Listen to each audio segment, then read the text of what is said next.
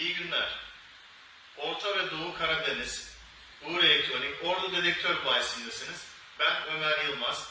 Bugün sizlere yeni nesil teknolojik Golden Rain dedektörümüzün yapabildiklerini, özelliklerini, ayrım bölümünde ne kadar hızlı olduğunu testini yapmak istiyorum. Hemen geçelim dilerseniz.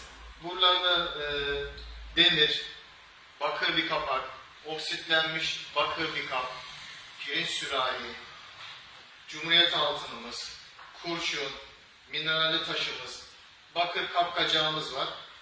Bunları seri bir şekilde geçireceğim. Bakalım Golden Rain dedektörün kafasını karıştırıp karıştıramayacağımızı göreceğiz.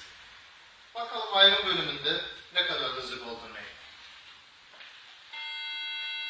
Demir cünüfü kıymetsiz, kurşun kıymetli, bakır, yine bakır, pirinç bir sürahi kıymetli,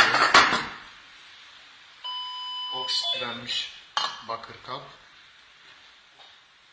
mineral taş, mineral,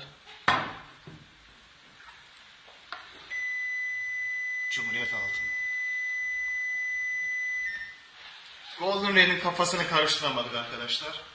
Bizleri izlediğiniz için teşekkür ederiz.